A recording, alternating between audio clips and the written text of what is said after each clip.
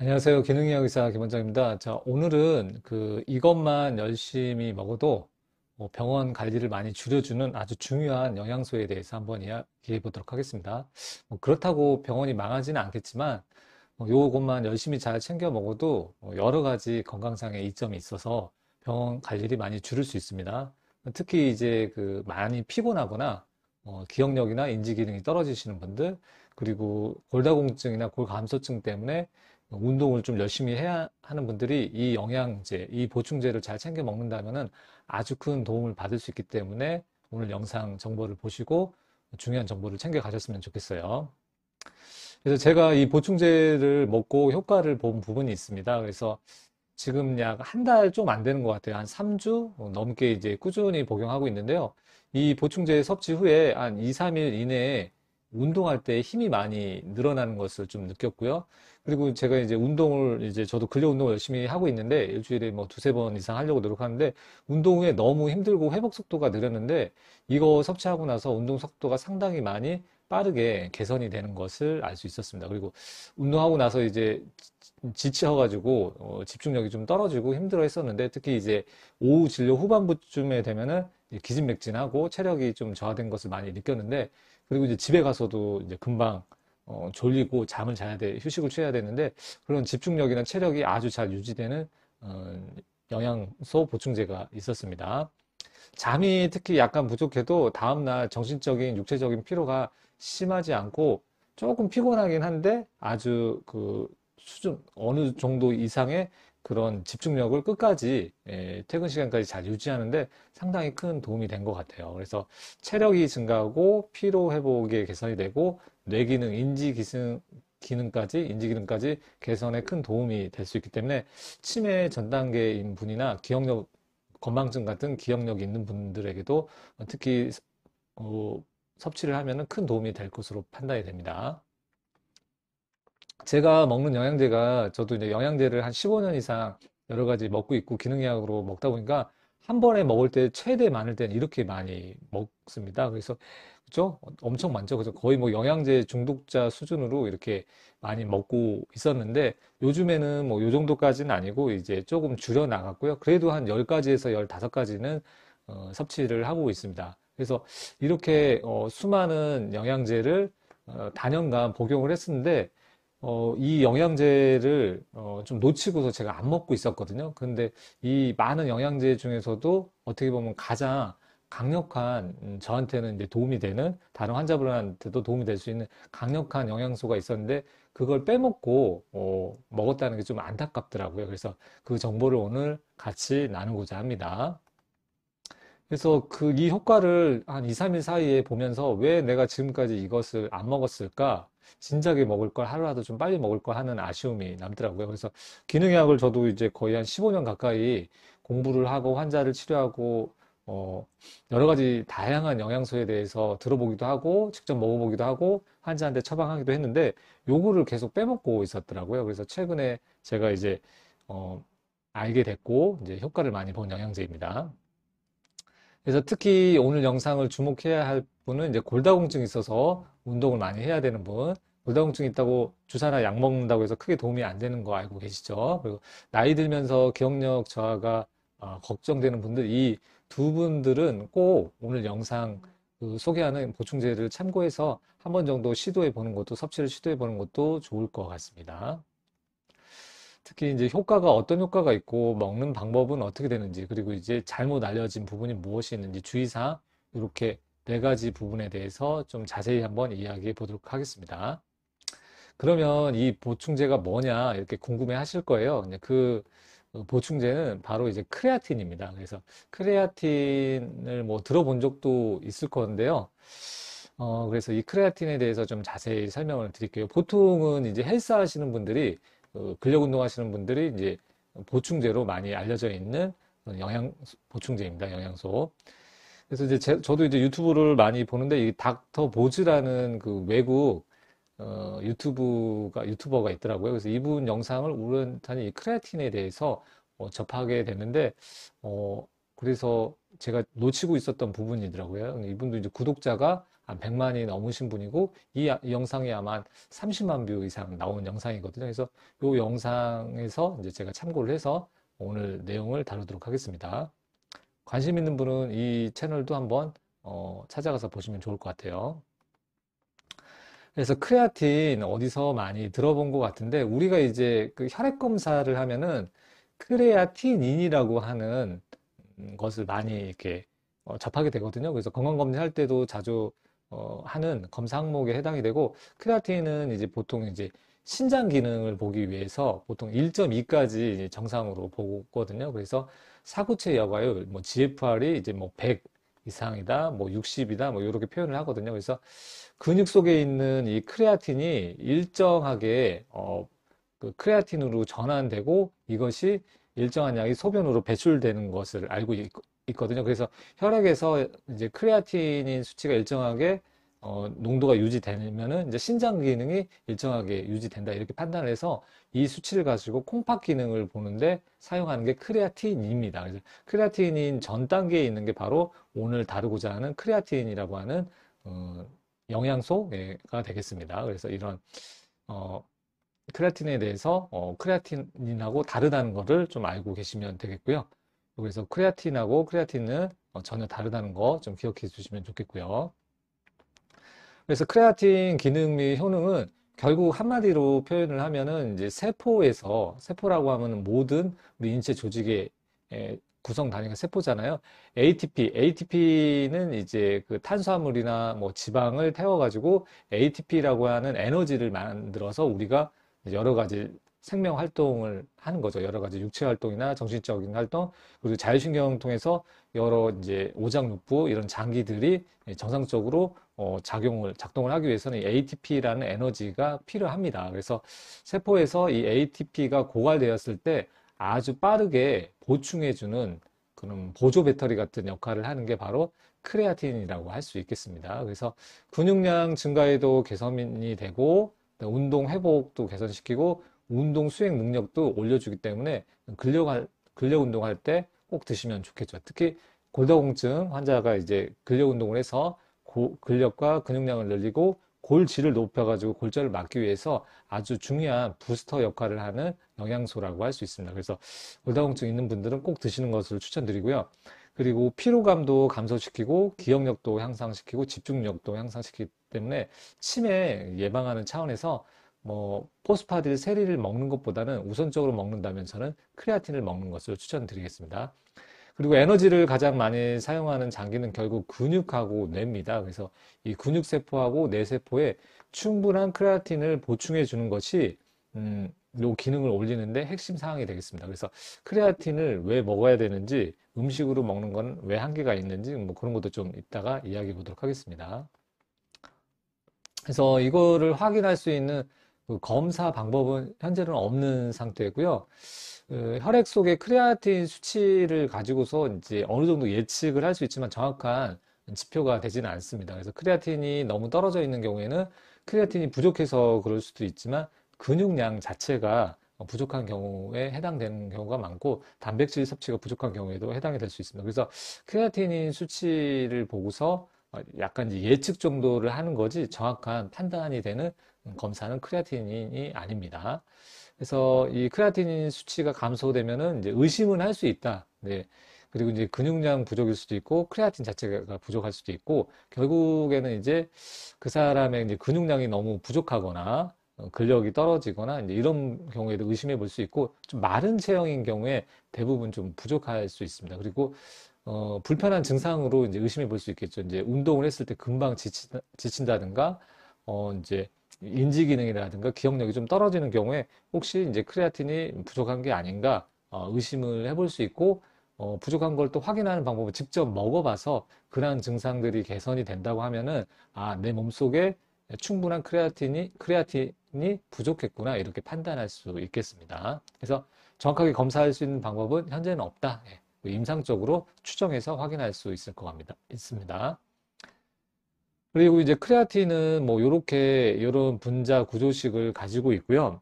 그래서 뭐 아미노산 중에서 아르기닌, 뭐 글라이신, 그다음 메티오닌으로 이렇게 재료가 돼서 이걸로 합성을 하게 되고요. 단백질도 아니고 아미노산도 아니라고 해요. 근데 아미노산 유사체다. 그렇게 표현을 할 수 있겠습니다. 그래서 단백질이에요, 아미노산이에요? 둘 다 아니다. 그 중간 단계에 있는 그런 성분이 바로 크레아틴이다. 이렇게 할 수 있겠습니다. 이제 크레아틴이 그 나이가 들수록 부족한 이유가 있을 거예요. 그래서 단백질 소화 및 흡수가 잘 안 되고 체내에서 합성이 잘 안 돼서 매우 부족해지기가 쉽거든요. 그래서 크레아틴 부족으로 신체 기능하고 뇌 기능이 자연스럽게 감소될 수 있는데 단순한 노화가 아닌 크레아틴 부족 증상으로 나타날 수 있다. 그렇게 이해할 수도 있겠습니다. 그래서 이제 크레아틴은 음식으로 열심히 먹으면 되는 거 아니냐. 근데 저는 이제 보충제로 먹는 것을 선호하고 그럴 필요가 있을 것이라고 판단을 하고 있습니다. 그래서 크레아틴 보충제로 필요한 이유를 살펴보면은 이제 음식으로 단백질을 섭취해도 되지만 그 지나치게 우리가 고기를 많이 먹어야 되는 문제가 생기거든요. 먼저 두 가지로 우리가 크레아틴을 보충을 할 수 있는데 몸 자체에서 합성하는 과정을 통해서 어, 할 수가 있겠습니다. 그래서 1단계는 이제 단백질을 소화 흡수를 해서 그 재료인 아르기닌, 글라이신, 메티오닌을 아미노산 형태로 흡수를 하고요. 2단계에서는 이제 신장에서 아르기닌과 글라이신에서 중간 재료를 만들고, 그다음에 3단계는 이제 간으로 이동을 해서 메티오닌을 만나서 크레아틴으로 완성을 하고, 그 다음에 간에서 완성된 크레아틴은 이제 근육하고 뇌, 다른 조직으로 이동을 시킨다는 거거든요. 그래서 상당히 복잡하다. 그래서 오래 걸린다. 그리고 중간 단계에 그 활성되는 효소의 그 유전적인 체질, 기능에 따라서 떨어지고 이제 부족해질 수 있다. 네, 그렇게 볼 수 있습니다. 그래서 조금 발빠르게 빠르게 몸속에 필요한 만큼 그 양을 충분히 합성하기는 쉽지 않다. 이렇게 볼 수 있겠습니다. 근데 만약에 이제 크레아틴을 합성을 안 하고 크레아틴을 그대로 몸에서 흡수하는 과정은 이제 동물성 음식을 먹으면 위와 소장을 거쳐서 흡수가 되고요. 혈액으로 이동하고 크레아틴의 이제 95%는 근육에 그리고 이제 나머지는 이제 뇌와 같은 다른 장기로 이동을 하는데 이 흡수될 때 또 인슐린이 조금 같이 필요하게 되기도 합니다. 그래서 이제 현실적으로 이제 보통 5g에서 10g 정도 섭취를 할 수 있는데 5g을 현실적으로 매일 섭취하려면 어떻게 해야 되냐? 소고기 1kg에 대략 크레아틴이 5g 정도 함유되어 있습니다. 그래서 근데 조리 시에 많게는 50%까지 날아가서 분해돼서 없어질 수 있기 때문에 소고기를 2kg 정도 먹어야지 5g을 섭취를 할 수 있습니다. 그래서 이거 매일 소고기 5kg를 먹을 수가 없잖아요, 우리가. 현실적으로 좀 불가능하기 때문에 보충제가 훨씬 저렴하고 간편한 방법이고 비용적인 면에서도 또 편리한 면에서도 직접 소고기를 먹는 것보다 훨씬 보충제가 훨씬 저렴하고 간편합니다. 그래서 저는 현실적으로 크레아틴을 먹기 위해서는 단백질을 먹는 것보다는 보충제를 먹는 것을 추천을 합니다. 그래서 이제 크레아틴은 동물성 식품에 주로 있고요. 그래서 채식주의자일수록 부족해지기 쉽고 과채식도 마찬가지로 부족해지기 쉽습니다. 그래서 뭐 현미채식이 뭐 좋다고 채식 뭐 이런 걸 홍보하시는 분들 계시잖아요. 근데 그분들 보면은 다 같이 이제 근육이 없고 너무 말라 있어요. 그래서 신체 기능도 많이 떨어지고 그렇습니다. 그래서 어떤 분은 너무 이제 근육이 부족하고 그리고 이제 건강이 안 좋아지셔서 유튜브를 접은 분도 계시더라고요. 그래서 저는 한쪽으로 치우친 식사를 하기보다는 적절한 뭐 잎채소도 먹을 수 있고 좋은 지방도 먹고 적당한 단백질도 충분히 섭취를 해야지 몸을 건강하게 유지할 수 있지 한쪽으로 지나치게 편중되어서 음식을 드시는 것은 이렇게 추천하진 않습니다. 그래서 크레아틴 제품 종류가 이제 몇 가지 형태가 있더라고요. 근데 그 중에서 크레아틴 모노하이드레이트 요 제품을 으로 되어 있는 보충제를 선택해서 드시면 되겠습니다. 그래서 최우선으로 권장을 하고요. 나머지 뭐 크레아틴, HCl, 뭐 CE, 뭐 알칼린 뭐 이런 것들이 있는데 이제 비용도 좀 비싸고 특별히 그렇게 큰 차이가 없고 비용만 비싸기 때문에 저렴하고 합리적인 성분인 크레아틴 모노하이드레이트 요 성분으로 되어 있는 거 추천을 드릴 수 있겠습니다. 뭐 좀 더 설명을 드리자면 지금 여기서 이제 독일산 원료로 되어 있는 게 좀 알아주는 것 같더라고요. 그래서 순도도 높고 불순물인 그 중금속 이런 함유가 떨어져 있기 때문에 뭐 중국산도 있고 미국산도 있고 독일산도 있더라고요. 근데 독일산이 가장 쳐주는 것 같으니까 뭐 제품에 크레아 퓨어라고 하는 그런 라벨이 있는 제품을 고르시면은 좋을 것 같아요. 근데 적당한 제품을 한번 구해 보시면 좋을 것 같고요. 나중에 기회가 되면 제가 크레아틴 제품을 따로 만들어서 소개도 해볼 생각도 가지고 있습니다.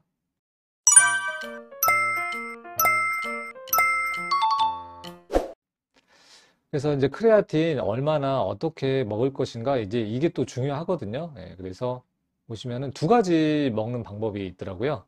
하나는 그 로딩하는 방식이에요. 그래서 우리 몸에 좀 몸 전체에 크레아틴을 좀 완전히 푹 채우기 위해서 로딩하는 방식이 있고 대신 아까 말씀드렸던 너무 지치거나 근육에 힘이 없고 그리고 이제 인지 기능이 떨어져서 좀 더 빠르게 효과를 보실 수 있는 분은 이 방법을 선택할 수 있는데 일주일간 하루에 그 20g을 먹으면 하루에 20g을 먹으면 되고요. 5g씩 네번에 나눠서 드실 수 있습니다. 아침, 점심, 저녁 그리고 운동 후 이렇게 나눠서 섭취를 하고 근육과 뇌의 크레아틴을 빠르게 이제 포화 상태로 만들어주기 위해서 섭취하는 방법이고요.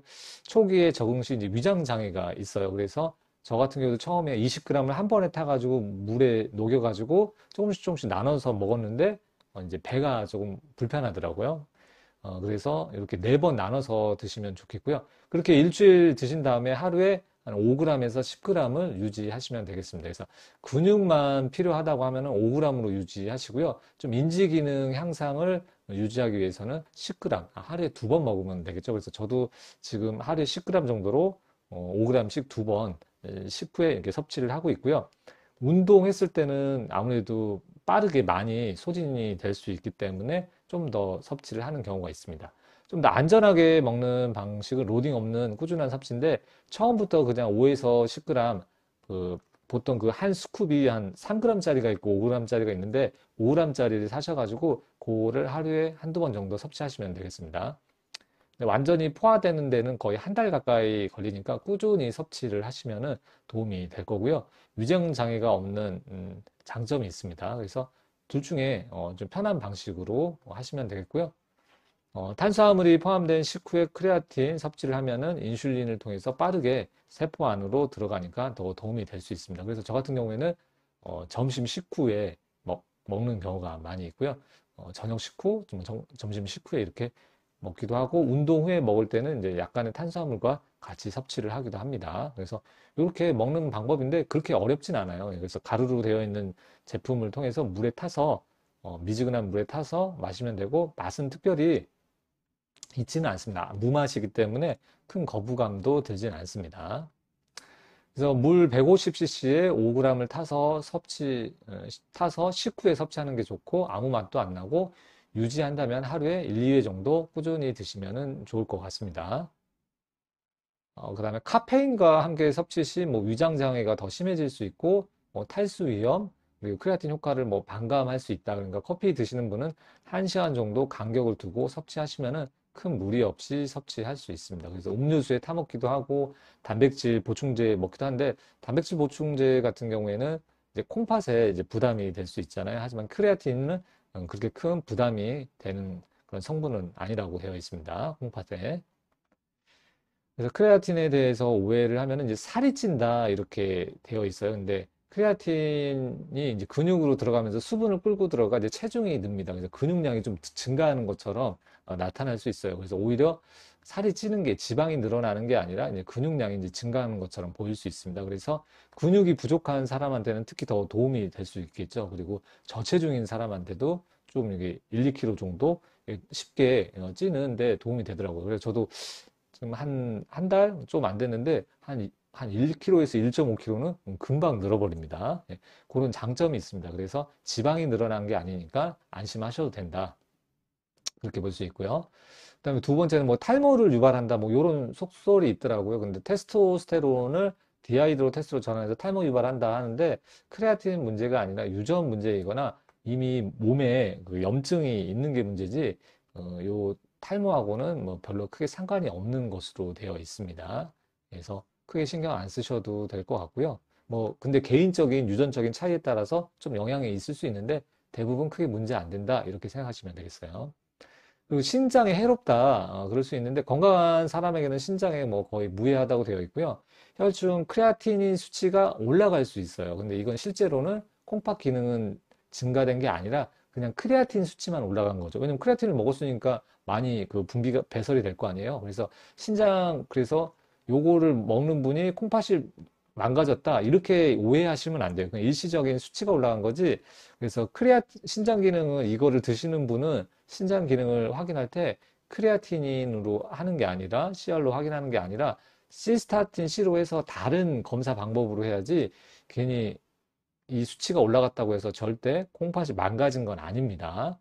그래도 개인마다 차이가 있을 수 있으니까 신장 기능 검사를 꼭 해보는 게 좋은데 이왕이면 할 때는 시스타틴 C로 해보자. 그리고 이제 아니면 둘 다 해가지고 수치를 좀 비교해 보면 될 것 같아요. 그래서 그래도 신장이 안 좋은 사람은 주의가 좀 필요할 수 있습니다. 그래서 뭐 신장에는 해롭지 않으니까 크게 걱정하지 않으셔도 된다. 이렇게 볼 수 있고요.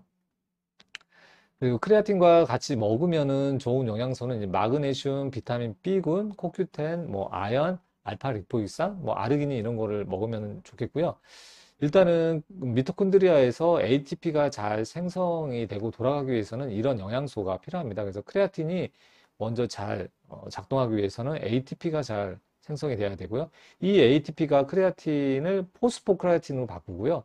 포스포크레아틴이 ADP가 ADP로 이렇게 바뀌면 다시 ATP로 충전해 주는 역할을 합니다. 그래서 충분한 ATP가 있어야지 크레아틴이 잘 작동을 하니까 이런 ATP를 잘 만드는 데 필요한 조효소를 같이 섭취하면 도움이 될 것으로 보입니다. 그래서 이런 거는 보통 기본 영양소에 포함이 되죠. 그래서 크레아틴 효과가 좋은 사람은 이제 기억력 개선 측면에서 살펴보면은 젊은 사람보다는 나이 든 사람한테 유난히 더 효과가 좋은 걸로 되어 있고요. 특히 고기를 많이 먹는 사람보다 이런 채식주의자 같이 크레아틴이 부족한 사람에서 눈에 띄게 효과가 좋은 걸로 되어 있습니다. 그래서 이런 것도 좀 참고해 주시면 좋겠고요.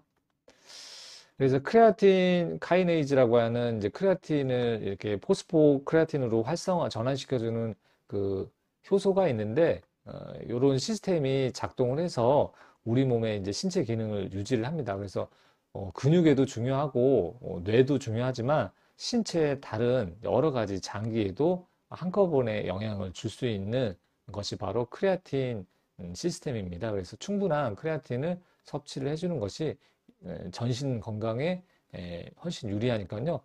크레아틴을 지금까지 드시지 않았다면은 한번 먹어보는 것을, 섭취해보는 것을 추천드립니다. 그래서 다시 한번 추천을 드린다면 골다공증, 골감소증, 그리고 뇌기능, 인지기능, 에너지 부족, 만성 피로. 거의 필요하잖아요, 사람들이.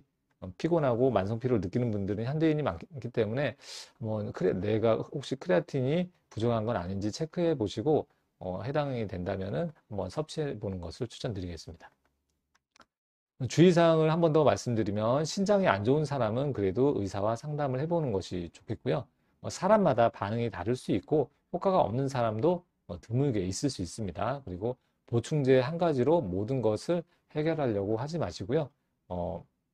한번 크레아틴도 먹어가지고 도움이 되는지 한번 확인해 보시면 좋을 것 같습니다. 네, 오늘 크레아틴에 대해서 여기까지 말씀을 드리고요. 영상이 도움이 되셨다면 구독, 좋아요, 알림 설정 하시고요. 혹시라도 뭐 드시다가 궁금한 점이 있으면 댓글로 남겨주시면 제가 가급적 빠르게 댓글로 답변을 드리도록 하겠습니다. 지금까지 시청해주셔서 감사합니다.